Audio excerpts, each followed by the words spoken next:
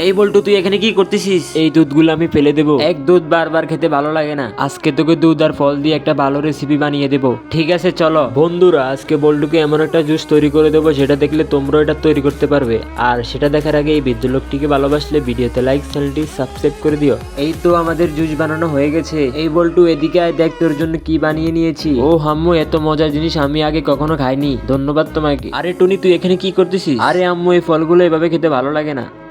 আম্মু, ফলগুলো এত তিতা, খাওয়াই যায় না। আরে টুনি, তুই চিন্তা করিস না, তোর আম্মু থাকতে তোর ভয় কিসে? আজকে তোকে ফলগুলো দিয়ে একটা সুস্বাদু জুস বানিয়ে দেবো। বন্ধুরা, টুনির জুস খেতে অনেক পছন্দ, তাই ভাবছি এই ফলগুলা দিয়ে সুস্বাদু একটা জুস বানিয়ে দেবো। আজকে এই ফলগুলা দিয়ে এমন একটা জুস তৈরি করবো যেটা দেখলে তোমরা অবাক হয়ে যাবে। আর সেটা দেখার আগে এই বৃদ্ধ লোকটিকে ভালোবাসলে ভিডিওতে লাইক, চ্যানেলটি সাবস্ক্রাইব করে দিও। এই তো আমাদের জুস বানানো হয়ে গেছে। এই টুনি, এই নে খেয়ে দেখ।